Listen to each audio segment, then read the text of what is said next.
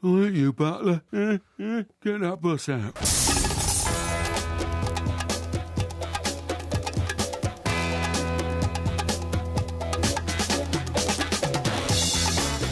Good morning, I'm Mike Graham, he's Mike Parry. You're listening to the two mics on the warm-up right here on Talk Sport. It's all kicking off in 90 minutes at Anfield today as Jose Mourinho faces Jurgen Klopp in Man United's first tough draw of the season. We'll bring you the goals as they go in, if they go in. And of course, Jose may have decided to park a giant bus. We'll be talking to Mickey Thomas ahead of the game. And also we'll be going up to Anfield to talk to Dean Saunders, who's there for Talk Sport. Plus, we'll also tell you what the Queen and Mike Parry have in common. 08717 22 33 44. Coming up later in the show, we'll have a 1 minute moan, and I'll be asking Porky the Hoarder why he spent an hour at his local supermarket today feeding 1,000 coins into a machine. You're listening to the two mics with me, Mike Graham, and Mike Parry on Talk Sport.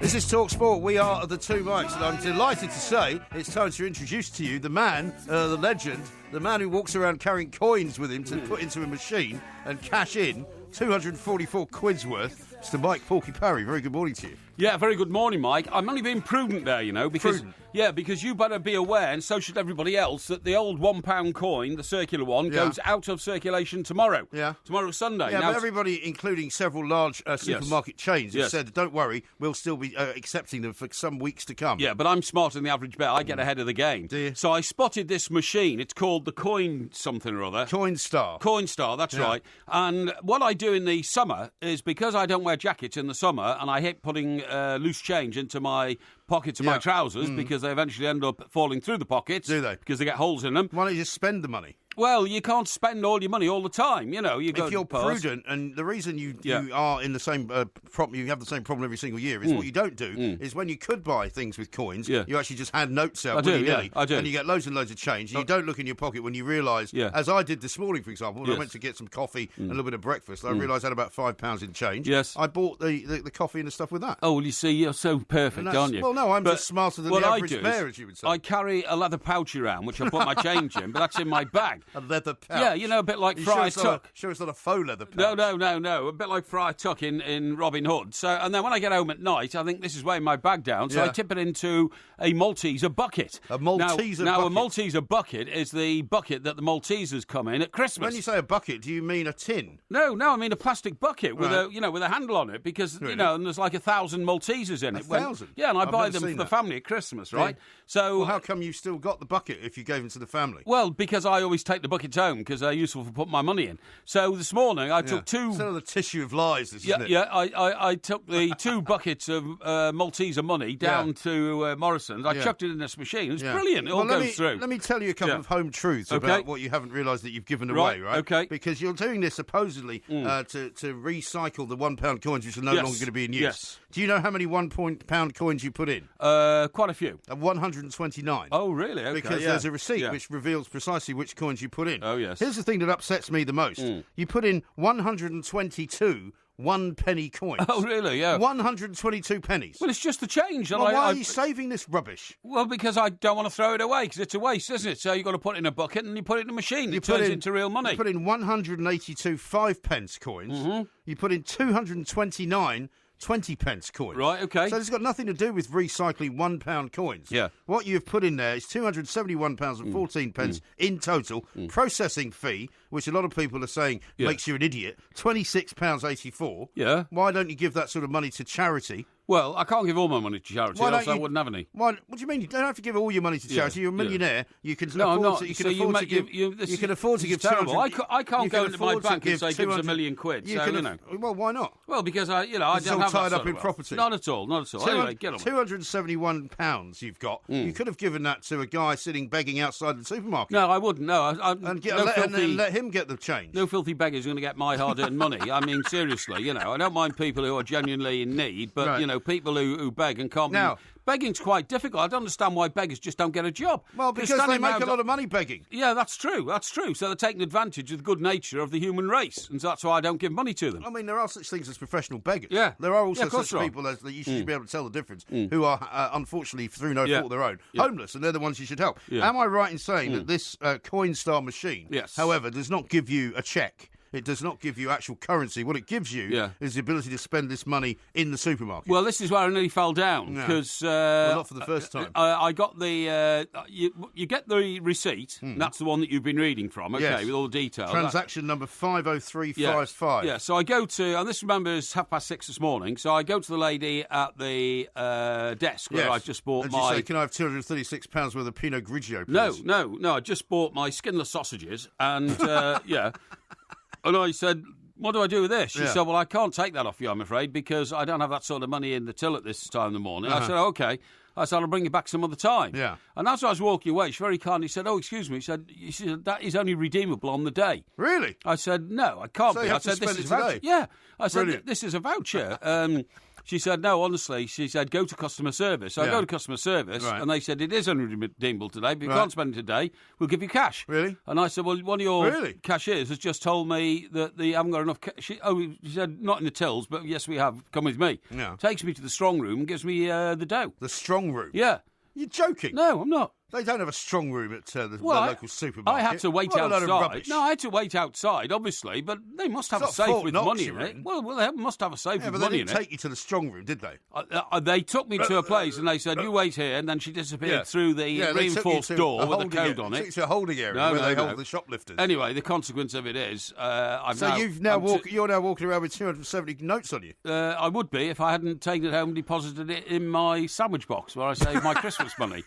See, that goes towards my Christmas money. How is it that I have this vision of you living like some Dickensian character from Scrooge? Not at all. You know, not at all. Bob Cratchit. Yeah. Now, I'm just well organised with money. Well, I'm very glad to hear it. But lots of people on Twitter have got lots to say about it, and please do continue. And we'll read out some of your tweets a little bit later on. People are staggered by the kind of proficiency with which you run your life. But also many people saying give some of this money to charity. Well, why should I? I give loads of money to charity. No, you don't. On this show, in fact, we have a charity bet each week. Mine is for Main Chance, which is the fantastic horse charity run by my very good friend Jenny Seagrove, who's starring in a West End play called Exorcist very soon. Exorcist? Yeah, I'm going to go and see it. Is it William Peter Blatty Exorcist? Well, I'm not quite sure, but I don't want to ruin the plot. You know, I want it to sort of unfold in front of me. Well, yeah, but surely it's based on the Exorcist. Well, I would imagine so. I would imagine so. Oh my God! But anyway, you should be a bit frightened to play in that. No, not at all. But I'm delighted to be a sort of patron of that charity. Who's playing the part of the devil child? Ooh, I don't know the answer to that one. Maybe you get a walk-on part as a priest. That's not a bad idea, is it? You know, going with our fingers crossed like this. Now, coming up, we're going to tell you what you've got in common with the Queen. However, we are going to speak first of all to Mickey Thomas. There's a massive game of football today to kick off a fantastic weekend of Premier League football. Of course, it is Liverpool against Manchester United. Yep. Now, you were saying earlier to Tony Cascarino that you think because of the absence of Pogba and Fellaini that Manchester United will be somewhat sort of underpowered. A bit blunted, I think, but particularly in the air, because their aerial power and strength is what's got them a lot of where they've got to this season. And Liverpool are not a big team. The Pogba thing is so interesting, because did you read an account of what he does in his leisure time about 10 days ago? I saw all the pictures from Miami where he he's plays working basketball. out. Yeah.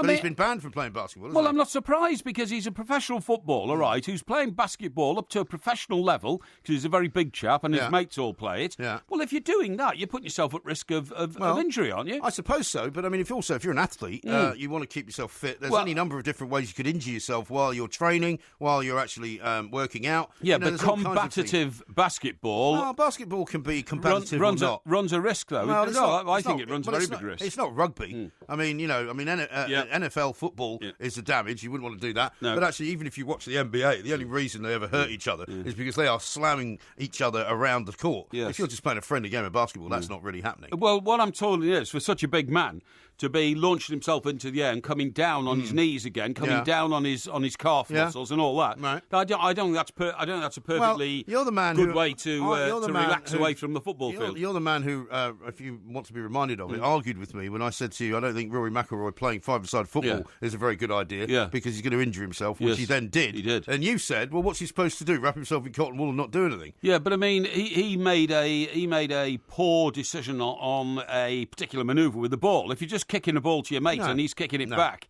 If you're playing five-a-side football, you run a risk of hurting your ankles. Yeah, well, I suppose you're right. Especially if you're not a footballer. But anyway. Salah inside the area! It's 1-1 and he's at it again for Liverpool. It's turned off towards Rashford, who scores the opening goal. Liverpool though heading back. Oh, I say! Philip Coutinho's hit an absolute screamer into the far corner of the net. Slips it through to Lukaku, onside, faced up with the goalkeeper, missed the first chance, comes back off of Butland and he snaffles up the rebound. Lukaku scores again and Red Hot Ron keeps the Reds rolling.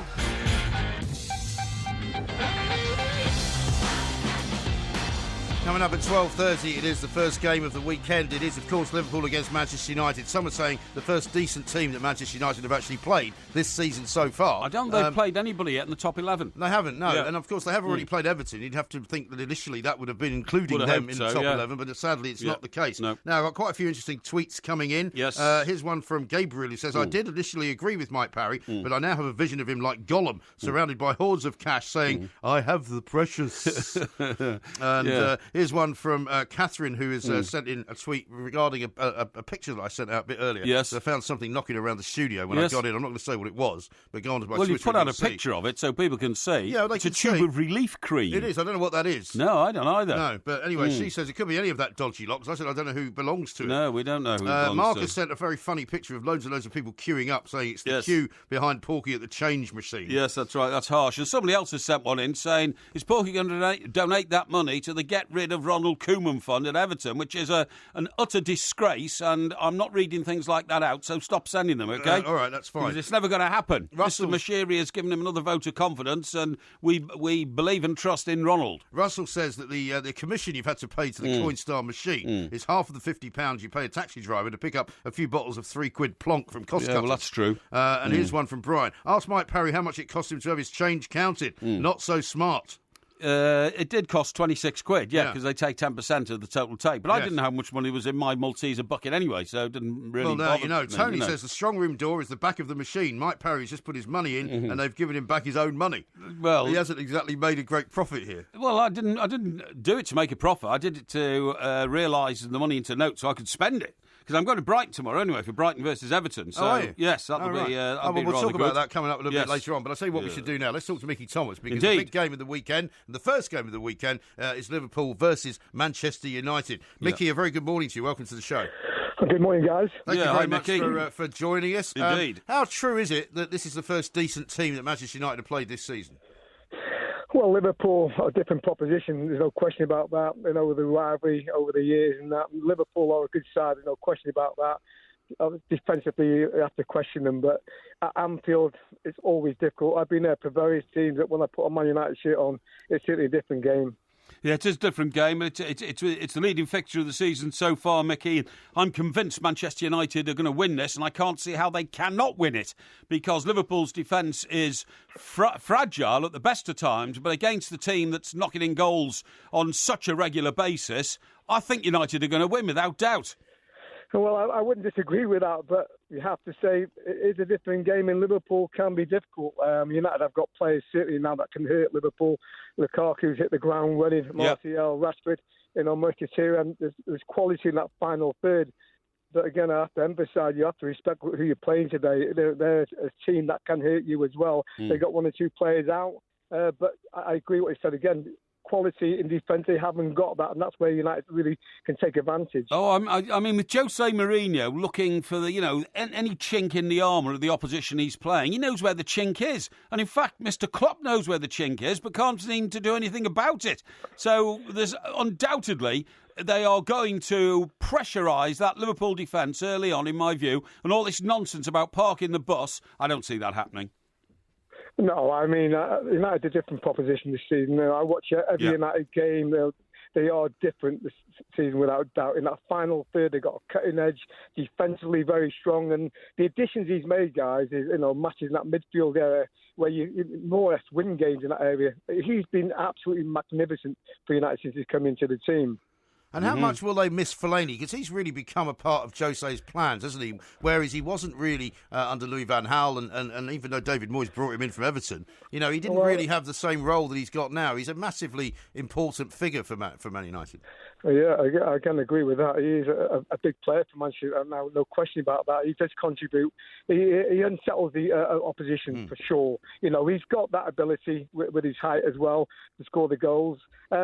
Without doubt, he's going to be a miss as well. But United have got a good squad now. It's not just about 11 players. He's got players that can come in and do a great job for United. And I'm quite confident the way United are playing this season in all areas of that football pitch. Did you always regard Anfield as an intimidating ground, Mickey? Well, without doubt, when I played there, I never won a game. I played for various teams. I never got a cup of tea at Anfield when I played there. They were a great team. There's no question about that. But it's certainly changed. They're desperate to win the Premier League. The fans are desperate. I have to say they get beat today. The season's over for the Premier League title for me. They're not just chasing United, they're chasing City and Chelsea. So, they certainly will be out the Saturday so they lose today. And there's massive pressure on Klopp. He has to produce a performance here and get a result, but I don't really think that will be coming Liverpool's way. Well, it's interesting, isn't it? Because they do seem to turn it up a little bit, Liverpool, when they're playing the bigger teams. They failed to beat United, though, in 6 Premier League games since a 3-0 victory at Old Trafford in March 2014. So I think the odds are with you, Mickey. Well, when you said Liverpool play better against the biggest teams, I don't think Liverpool fans will like you for saying that. Liverpool are a big club, but they haven't won the title for 27 years, whatever it is. That they've been desperate over the years to do it. I don't think this manager at this moment in time has got the right squad, the right defensive unit. Until he addresses that, guys, he's going to win nothing. So, will you leave us a prediction for the score, please, Mickey? Well, I'm going to go for United here. Quite confident United to win by 2-0. So 2-0. So by 2 goals. I've said 3-1 actually to United because I think Lukaku will be on fire. Well, you seem to be a bit confused. I'll be happy with that. Yeah. Well, you seem to be a bit confused, Porky. First you told us that Man United are now going to be too weak to win the game. No, I haven't. Now you're saying it's going to be 3-1 No, Man United. I've said they would be much stronger, Mickey, with Pogba and Fellaini because they're two huge men who provide great presence in the air in the opposition penalty area, but I think they'll win comfortably even without them. Yeah, I'm going to agree with you. I mean, I respect Liverpool. They've got a great history. I'm not sure about the future, but it's going to be a massive game. United have to make a statement, and hopefully it's going to be today. Crazy, awesome.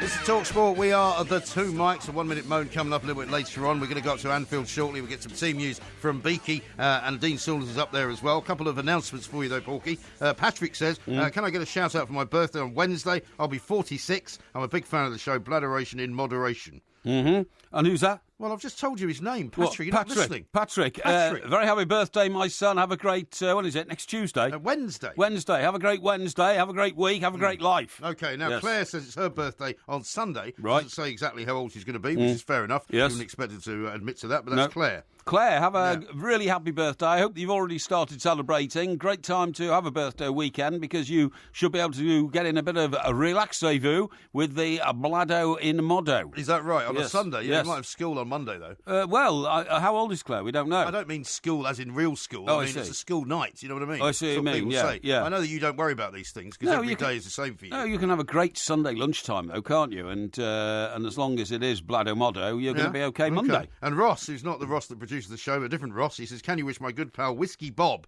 a happy birthday? We're off to Cambridge for a day and night of bladderation. Whiskey Bob? Yeah, Whiskey Bob. OK, sounds like a dangerous name, that. What's your name? Whiskey Bob. OK, give me 3 fingers. Of whiskey, obviously.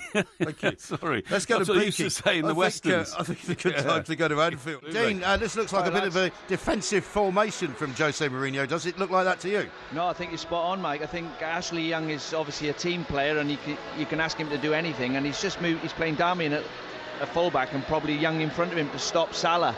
Probably he sees him as a threat, but I think it's a contrast. The two managers. I think Klopp will just go for it again and leave the back door open. and probably Jose Mourinho will sit back and think, well, let's not give him a chance. We'll nick a goal. We've got good players on the pitch. We'll nick a goal at some point. We'll go forward at some point. But let's not give Liverpool a goal. Let's not give them anything. Dean, can you describe any team as being defensive when he's got Romelu Lukaku in it? He scored in every game he's played this season. I mean, the man's lethal. And against a shaky Liverpool defence, you'd have to bet him to be like on the score sheet today. Well, yeah, he's on fire, and we all wondered how he would get on this season at Man United, and so far so good. There's an interesting stat. I think 35 games against the top 6 teams, he scored 5 goals. Right. So he's got that hurdle to get over now. Once he gets over that, then he might end up top scorer in the league. But I wouldn't say Man United are defensive. I just think the manager's really clever. He's really clever. He is prepared to spoil this game today. He is, and also that's what he loves to do, isn't it? And he probably figures quite rightly that he can easily nick a goal off Liverpool, even if they only have 10% of possession. Well, when you've got the likes of Lukaku on the pitch and Martial and them players, all you have to do is, the secret of football is getting good players to work hard. And Moreno, he seems to be able to do it. He got Damien Duff and Robin playing like fullbacks at Chelsea. He gets good players working hard, so they're hard to play against. And then when they get the ball, he's got class all over the pitch, so they are going to score, but they don't give you a chance.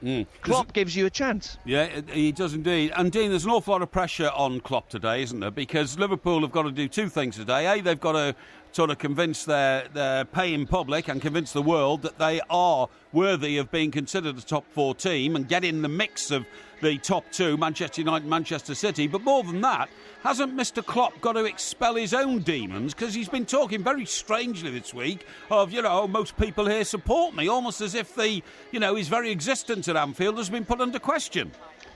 Well, it's starting to. I mean, they've not won many games recently, and looking at him, I like him. I think the way he gets the team working and pressing is really good. He's learning. I think he's still learning about his back 4. If I'll simplify everything. Sell Coutinho for 130 million and buy a new back 4 and goalkeeper. That might help. That might help indeed. Yeah. You must have played in a couple of these tasty matchups, Dean, when you were at Liverpool, did you? Yeah. I remember playing.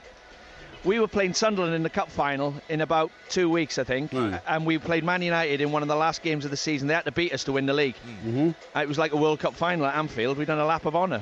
We managed to beat them and stopped them winning the league, so the fans were delighted. Draw your attention to Jamie Carragher's column in the Telegraph this morning, in which he says Liverpool will not win the title this season. I don't know when they ever will. Yeah, well, I mean, I don't think he's writing them off forever. What he's saying is, with the current squad of players, he cannot see that current squad winning a Premier League title. Yeah. So all he's saying is it's going to be another couple of transfer windows, Well, Excuse me. his quote is, I don't know when they ever will. So I've just seen that means I don't know when they ever will. That's what it means. No. He means until they buy better players, they're not going to win it. So he doesn't know when that's going to happen. No, neither do we. Just seen an image, I think, of. You think? Is this in your head or just in front of you? No, there's so many images to take in all the time on our all these internal phalanx of internal monitors. Phalanx is not playing today. I'm pretty sure I'd just seen Jose with Louis van Gaal. Well, I told you, Louis van Gaal is in Manchester, right? Yeah. And he got a lift from the owner of the Chinese restaurant where he used to go, yes, who owns a massive Bentley, right? What's it called? Mr. Wing. Mr. Wing. Yeah. And he brought him into the restaurant in his Bentley. Okay. I mean, that's the kind of thing you should get because you're always getting Chinese food delivered. Yeah. You should get that kind of treatment. Yeah, you should. Yeah, you're right. And it looks like Louis has pitched up at Old Trafford. Yeah. Well, what's he done at Old Trafford? They're playing at Anfield. Sorry, I'm going mad. You are going mad. Pitched up at Anfield. I've told you that before when we were talking to Georgie Bingham and Tony Cascarino. Now, do you want to know? You didn't tell me he was going to Anfield. I told you he's come up for the game. Oh, no, you didn't tell me that. Yes, I did. You just weren't listening. Well, it was great to see them both anyway, the current and the former manager of Manchester United. Maybe Van Gaal should go and manage Holland. I mean, maybe he's the answer. Well, the last time he did, they got to the semi-final, didn't they? Semi-final of the World Cup. Right. Yeah. Now, do you want to know what you've got in common with the Queen? Well, you keep teasing out people saying I've got something in common with the Queen. Is it because I'm so regal? No, some people have said, is it because I'm majestic? Is it because you have the same size of property empire? Some people have asked that question. Is it because she also saves money and hoards it in jars? No. No, it's not that. It's something to do with food. food. Right, because everybody knows what she likes to have for breakfast. She likes to have special K for breakfast. Yes, that's she right. Likes to have in a glass plastic containers. She likes to have a glass of champagne for supper. Oh, yes. But do you know what she will never eat? According to Darren O'Grady, who was once the royal chef. Right. She will never eat an egg or touch garlic. Oh, garlic, right, yeah. Well, I know which you have also sworn against. Yeah, yes. He said that when he was the chef, she couldn't stand the smell of it, she couldn't stand the look of it, she wouldn't have any dish prepared with garlic in it. No, well, I'm the same. Even for state dinners. I'm the same. I know that, that's why I'm telling you, you've got something in common with her. Yeah, well, I'm delighted you pointed that out, because, you know, when people call me a bit of a weirdo because I don't like garlic, well, you are a bit I of a just weirdo. turn around and say, well, it's individual taste. Now that the woman who is our monarch, you know, the leading citizens of this country, also says she doesn't like garlic, that encourages me greatly. Okay. If I walk into a restaurant and I can smell the garlic in the air, I have to walk out again. What about Chinese restaurants, though? Because I never smell it in Chinese restaurants. Well, they use it in Chinese food. Well, can I tell you, I never smell garlic in Chinese restaurants. I never smell it in Indian restaurants. Well, they use lots of garlic in Indian food. I know it's contained in their food. When I cook Indian food, I use the most garlic I use in any other food. Well, I don't get that feeling. I don't know why. Maybe it's just because it's hidden by other spices and that kind of stuff, right? But if I walk into a restaurant, particularly sort of in a Mediterranean country or something, and I can smell the garlic in the air... What about a garlic bread? No, I can't stand garlic bread. Really? Sometimes when you get your pizza and all that, they say, do you want the extras? And I say, like what? And they say, garlic bread. Yeah. No, I hate garlic bread. Really? Well, I hate garlic, so I can't eat garlic. When you're I never in New eat York, garlic. right? When you're in New York and you used to get the slice of pizza, did you never shake the garlic powder on it? Never. Really? No, just pepper, just black pepper. pepper. Know what you've missed. Oh, I do, honestly, because it just doesn't... I don't like the taste of garlic, and I hate what it does to your breath.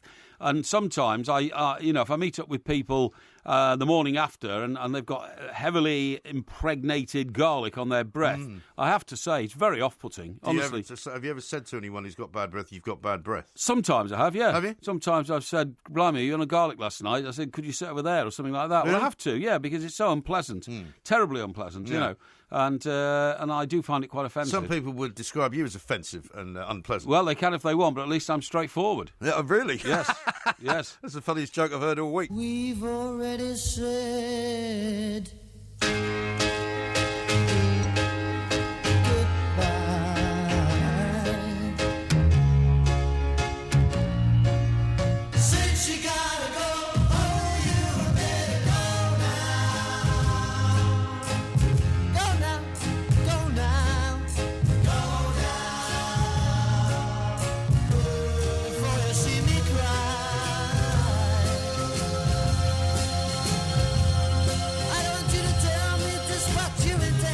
Always a great one when it comes to managerial decision making.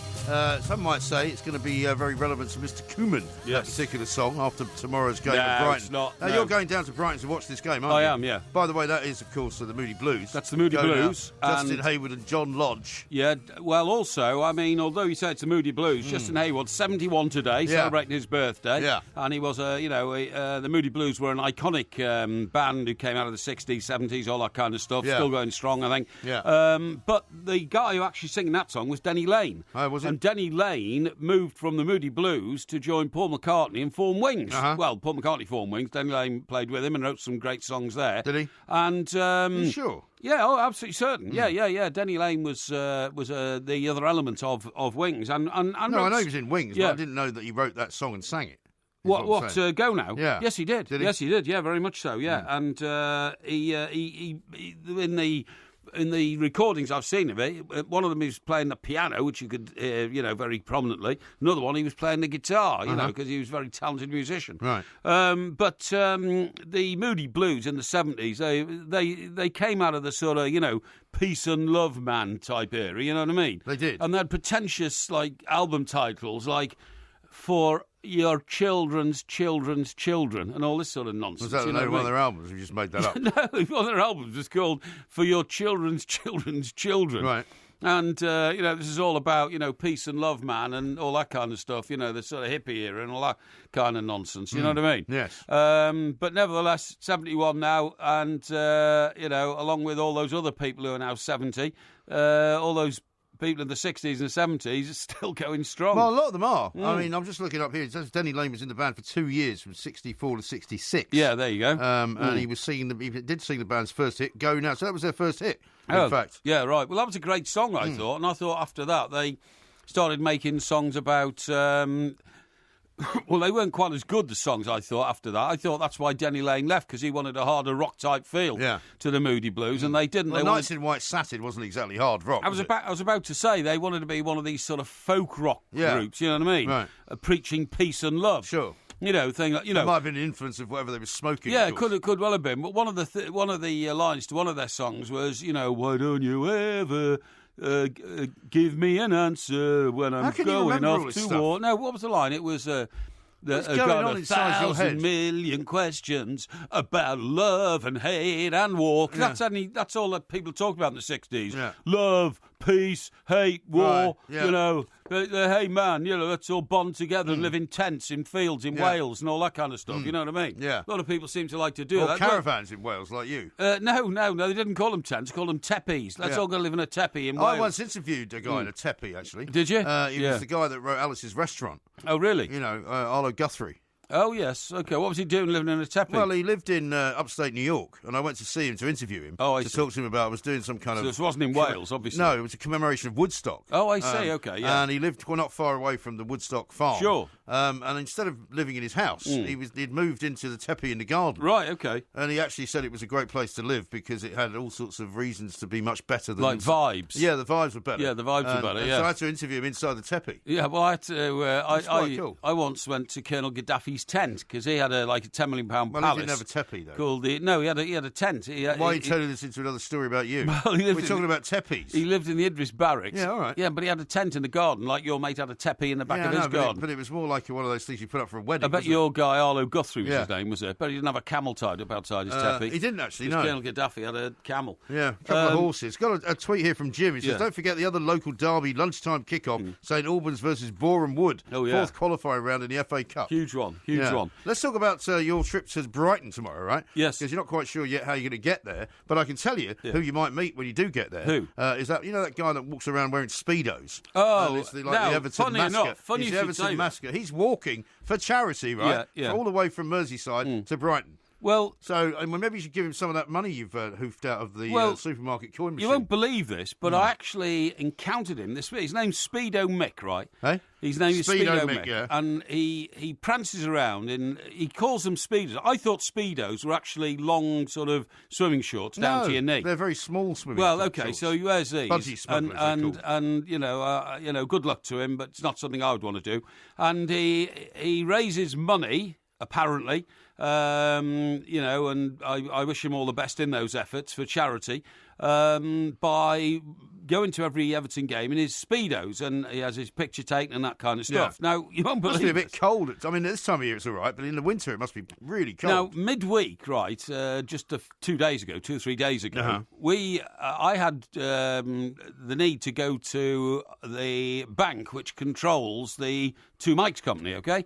Controls, well, it's not exactly sort of IBM, is it? Well, it's not far off. If growth keeps continuing at this rate, you know, we have to think about it. But anyway, right. Point is, this is in a place called Wallington in Surrey. Right. And I spent about half an hour in there sorting things out and all that kind of stuff and, sorting out all the American situation, that kind of stuff. I come out, and as I'm walking down the pavement, I can't believe I see a figure coming towards me, and he's half naked, you know, he's only got these little blue shorts on. And it's Speedo Mick. Really? And I thought... What was he doing in your neck of the woods? Well, this is what I couldn't work out. So anyway, I let him walk past, and then a very scruffy bloke about 100 yards behind was following him with a rucksack. So he was the equivalent of the support team, I suppose. You know what I mean? Or whatever. And then I looked I looked it all up, you know, on my... Did he not recognise you then, the Speedo Mick? I deliberately sort of turned away because I didn't want to... So you avoided him? I didn't avoid him, but I didn't want him to lose his concentration on what right? he was doing. Yeah. So, well, in case he might ask you for money. Well, I'm not sure about that, but I looked on my information machine to find out that Speedo Mick is in fact walking to Brighton. No, I've just told you that. Which would make complete sense because he'd have to go through the centre of Surrey to get down into Sussex to get to Brighton. Well, when did he leave Liverpool? Well, I think about 5 or 6 days ago, Really? or longer. If he's down in Surrey, like by Wednesday, it must have been a week ago, I suppose. Yeah. And he was plodding along there, and he had, you know, he had a flag, sticking out of his bag with Everton written on it, and he had the word Everton written across the back of his Speedos. Oh, what's wrong with that? I found a bit disconcerting. Well, if he's raising money for charity, it's got to be a good thing. Well, you've got to support anybody who's raising money for charity, particularly if they're doing it by... Well, not in your case. You turn away so he doesn't see you. No, I didn't. No, I just did not want to distract him. He had a look of concentration on his face, and I thought, well, I don't want to break his concentration. No, of course you not. What I mean? No, you don't want to do that. Yeah, wouldn't want to do that. Anyway, no. well, next time you see him, perhaps you'd say hello. Well, yes, maybe I will. Maybe I will. I hope if he stopped at any fish and chip shop in that part of the world, by the way, they gave him some vinegar, because the next world food shortage is going to be balsamic vinegar. Do you even use balsamic vinegar? Well, yes, I would do. Yeah, I would, yeah. You don't use balsamic vinegar, I guarantee. Sorry? You use malt vinegar. Yes. Right? Yes. Do you use even wine vinegar? Yes, I do, actually. Yeah, I do. What do you use that for? To put on certain foods. Like what? Well, chips. Well, you don't use malt vinegar for chips? Yeah, I do use a bit of malt as well. But the balsamic vinegar price is going to soar because there has been a harvest crisis in Italy where the balsamic grape is grown. Oh, really? The balsamic grape? Yeah, hang on. Is you sure you got this right? No, it could be in Spain, actually, I think. Oh, no. It's the Medina region of northern Italy. And what's happening is that parts of Spain are now trying to grow the balsamic grape to make sure they get some balsamic vinegar back into the food chain, okay? Really? Okay. The whole region has been hit by a devastating crop failure, a late spring frost followed by a very dry summer, a perfect storm of unfriendly conditions for farmers, and this comes from our favourite publication, The Grocer. I was going to say Balsamic Weekly or something. Yeah. Well, so what? There are so many different kinds of vinegar that you can use. You don't even use balsamic vinegar. I guarantee you've never had it in your life. The price of balsamic vinegar will rise by 45% in the next month. Absolute it will. cobblers. It will. You're talking nonsense. No, it will. And they're going to invade this country. Every shortage that you've ever predicted has never come true. Yeah. Never. This year's harvest has been a disaster. Prices will change rapidly. There's no doubt about that. Says Marco Nadari. Yeah, really. Who is the premium... Marco. Who runs the premium Italian brand of balsamic vinegar called Mangazelli. That's enough. Great tweets and stuff coming in. Yes. Got a really interesting piece of information for you, though. I don't know how much you like the property market. Yes. Do you know that the most expensive sale of a residential home in the history of the world is about to take place? Is it 300 million? It's $410 million. That's right, 300 million in pounds. the south of France. Yes. According to Bloomberg, it's a mansion in a place called Saint-Jean-le-Cap-Ferrat, which you probably know. Well, Cap-Ferrat, of course, is one of the elite locations in the world. I spent quite a bit of time there on my honeymoon, actually. Did you? Yeah, okay. And what sort of region is it then? Well, it's right by Nice, basically, and it's a little sort of the Cap-Ferrat sort of what you might call a promontory. Yeah. It's sort of peninsula sticks out into the Mediterranean, right? And it's a very beautiful part of the world, very expensive. I've been to Juan-le-Pin. Yeah, okay. Well, that's is it where Juan-le-Pin. Juan-le-Pin, yeah. Have you actually been there, or did you just think you've been there because it was in that song? No, I've been there. I've been to Juan-le-Pin. What did you do there? Drunk wine there with Mr. Brazil. Did you? Yes, that's where David Murray's vineyard is. On a coastal... the former owner of Rangers. On a coastal hotel, really? On the rocks. Well, the Hotel du Cap is, of course, a very famous hotel, Might have been that. which is where, when the Cannes Film Festival is on, many of the top stars of the world of screen actually go and stay. But this place... do we know who's buying or selling this place? Yeah, we know who's selling it. It's 18,000 square feet, right? And it's very close to a place where I've actually stayed called Villefranche-sur-Mer. Oh, yes. Which is near... Nice, but it's also quite near the Alps as well. Right. And I can show you a picture of it, which is there, with a load of palm trees. Yeah. It's got about 18,000 acres around it, apparently. I wonder if that was where they filmed Riviera, because that was supposed to be one of the most expensive locations in the south of France, anyway. It's what it looks like. You remember that film Dirty Rotten Scoundrels with Steve Martin and Michael Caine? Yes. It looks a bit like the place they filmed that in as well. The walls are decorated with portraits, and the library in the home houses 3,000 books on plants. On plants? Would you believe? Perhaps the guy who ran it liked a plant or two. Well, it used to be an olive tree farm. Oh, I see. It was also the holiday home for the Belgian king, Leopold II. Oh, Leopoldo! And he bought the property in 1904. Yeah, well... But do you know who bought it after that? The Marnier Lapostole family. Who? The Marnier Lapostole family. The clue's in the first name. Marnier. Grand Marnier. Grand Marnier. You know, the orange flavoured liqueur. Liqueur, yeah. They're the family that own the rights to all that. God, you make a lot of money out of getting yourself a drink, don't you? Of course you do. Guinness, some of these whiskey that's brands. Because idiots like you spend all your money in bars. Yeah, well, and these other people live in mansions as a result. I refuse to be branded an idiot just because I occasionally have a drink in a bar. Lots of people, by the way, are correcting you on the subject of Denny Lane, yes, who did sing that song "Go Now," but didn't actually write it. Well, that's what they're claiming, but well, no, that's what they're saying. No, he didn't. My understanding was always that, in fact, he did. Well, your understanding is incorrect in that case. I'm not sure it is. Well, it's a cover version of a song. Well, how many times? Well, it's not. It's not just me saying it. There are hundreds of tweets coming in, which are quoting you as getting it completely and utterly wrong. Yeah. It also, I've got a load of information here saying that you've completely mispronounced tepe by calling it tepe. It's called teepee. And what? John Wayne called it a teepee. John Wayne, yeah. So it's teepee, and that's from Nigel in Maidenhead. But you keep pronouncing it as tepe. I didn't say tepe. Yes, you did. No, you did. Well, you said teepee. No, you didn't. Yeah, no. But it is teepee. Okay. And by the way, here's some more information you got wrong completely. Yeah. Apparently, Speedo Mick is on his way to Lyon. Lyon? He's not going to Brighton at all. Well, he's going via Brighton. Well, no, he's not. He is. No, he is. He's going to Lyon. He's already in France. According to people who know about stuff, instead of people who just make it up like you. Oh, right, yeah. He's already in France. Is he? So he didn't go anywhere near Brighton. Poor old Speedo Mick, eh? Yeah. He's in France. Unless he's lost his compass. Yes, that's right, yeah.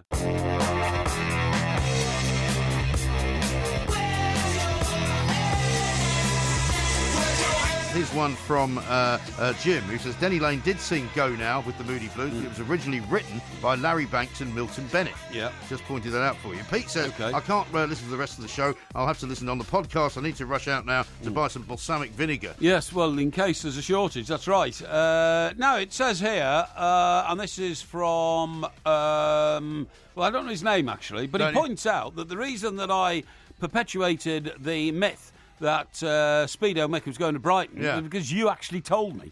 I told you he was going to Brighton. You told me, yeah. No, I didn't. Yeah, you did. No, you told me he was going to Brighton. No. You told me he was going to Brighton. I have been listening to the show for the last 2 hours, and Mike Graham first mentioned Speedo Mick going to Brighton. No, you told me. So leave Porky alone. That comes from a dedicated listener. Well, I'm not the one that ignored a guy who's trying to raise money for charity, because how about this from Steve, who's an Everton fan? Call yourself an Everton fan and completely ignore a man who's raising pounds for charity. Not at all. You sit there talking rubbish. No. I'm afraid you're not very popular, man. Listen. Popularity is a passing fancy. It's all you crave. I'm not craving and Robin at all. says, please inform Mike Parry that we don't need to worry about either a balsamic vinegar or oil shortage, as the UK makes both better. And he shows us Aspel's apple balsamic vinegar. Oh, yes. Aspel's, of course, famous cider makers. Oh, yeah. Where are they from? They're from the West Country, I think. And rapeseed oil made in this country as well. Okay. So you don't have to worry about any shortages whatsoever. So stop trying to spread panic. No, I'm not spreading panic at all. I'm just telling you that I recognise these things a long time before they actually happen. Yeah. The other thing, by the way, sometimes they never actually do happen. Talking about foods, the other thing you should know is that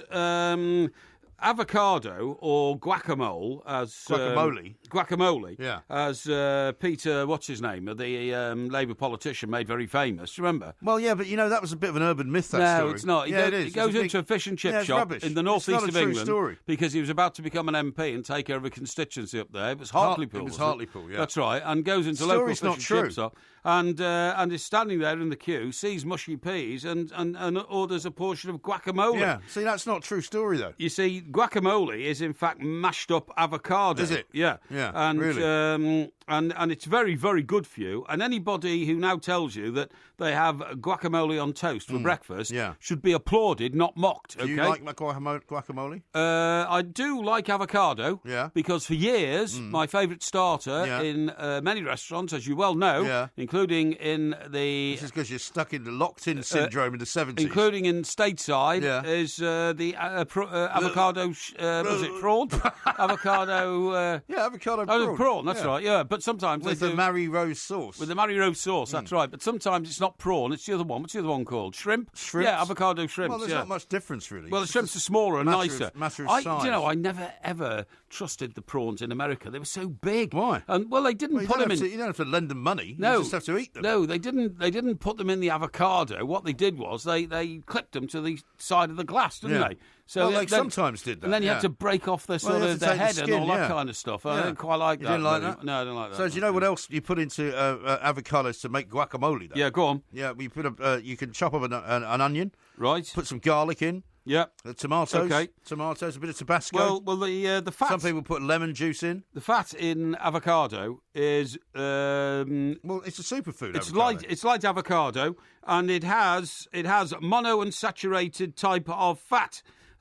Which is linked to the reduction of cholesterol and lowers the risk of cancer and heart disease. Really? Okay, Well, it's a bit late for you, though, isn't it? Eh? A bit late for you. So, well, it's too late for my heart, certainly. Yeah, but you should. We should all embrace avocado and start eating lots more of it. That's what I'm saying. Good luck to you. Yeah. Go and have some for lunch instead of fish and chips. I like avocado with lean turkey in a sandwich with fluffy white bread. Lean turkey, fluffy white bread, and Wonder avocado. bread, and avocado. Yeah. Oh, rubbish. Yeah, no, it's This great. is Talk Sport. And ham. How long has this been going on? How long? Nearly 20 minutes gone up at Anfield. We'll be going up there still. Yes. Still no score.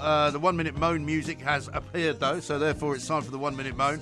Would you like to go first, Mr. Parry? It's 4-4. I'll let you go first. All right, well, let me go first then. Okay, right. Got anything So now the Clockmeister disappeared for a minute or two. The Clockmeister's not going to rule today. Yeah. The Everton supporting producer. Oh, that's good. Okay, has taken back control. Not that train. he won't in any way be influenced Well, by I the certainly fact hope that I might invite him to the Everton-Chelsea game, which is coming up quite shortly. But he won't be influenced by that. Right, now then, okay, so if we're ready, Clockmeister, 3, 2, 1, clock.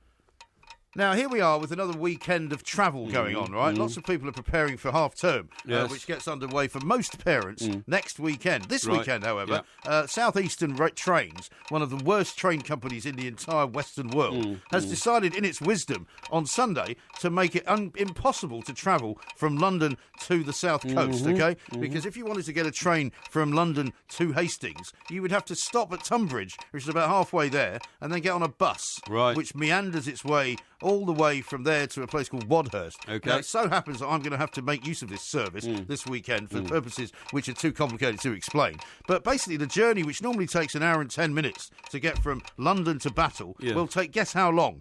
3.5 hours. My God, that's Three and a half hours. That's terrible. So for anybody who wanted to come down to Hastings for the day, you better make sure you've got 7 hours spare to get there and back. Right. I think it's time that the government did something about this. I know the Labour Party have said that they would renationalise the train service. I'm beginning to think it's not a bad idea.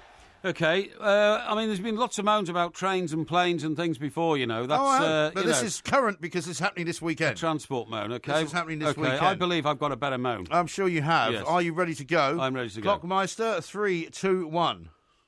Right, here we go. Now then, I've become aware of a situation in Rhodes. You've been to Rhodes quite recently. I have. And what's happened in Rhodes is a couple went there to marry in a picturesque monastery, the monastery of St Paul in Lindos on Rhodes, okay? It's exactly where I went for a birthday dinner. Exactly. Now, what happened is this couple, who are disgusting people in my view, then posed for a picture in an intimate personal situation. How do you mean? Well, quite disgusting. You couldn't use it in a family newspaper, the sort of picture that they had put together. Really? They said it was only a pose, but it indicated disgusting behaviour. Really? As a result of which, the Bishop of Rhodes, Bishop of Rhodes, Bishop of Rhodes, Bishop Kyrillios, has now said he's cancelled all the future weddings. There's loads of English couples have booked it to go there and get married. It's a beautiful, picturesque setting. It's dreamland to start your married life. Now it's all been wiped away because of the disgusting behaviour of this pair of British people who I'm now demanding, newlyweds Matthew and Carly Lunn, should be arrested. You want them arrested? Yes, I do. That's nice. Yes. Well, excellent. Okay, well, the judgment on that will happen very shortly because we haven't got much more time. Now, it wouldn't be surprising, would it, if you had a Liverpool an Everton supporting producer on the show who you just promised to take to Stamford Bridge. I didn't promise. I said I'd talk to him about it, but I haven't actually promised him. He's now, of course, fallen for that, which is he hasn't learned the ways of Porky yet. Yeah, Porky will let you down at every turn. He'll promise you things that he never delivers. However, Ross has actually given you the win on the 1 minute moan, which makes it 5-4 to you. 5-4. Once again, the Porky tribe has worked against such a talent. Disgraceful piece of behaviour by an English couple abroad, and I hate it, and I'm delighted it coincides with the report that a first couple, sadly from Liverpool, a city that I visit often. A city that you visit often? Yes, to go and see Everton. Yeah. And the couple have been jailed for trying to fiddle a situation in which they claim compensation for food poisoning on holiday. I It's know. never happened. That is It is the shocking. latest growing scandal. Speaking and of I hope food- it sends a message to anybody else thinking of doing it puts everybody's insurance up. It puts all course the it does. travel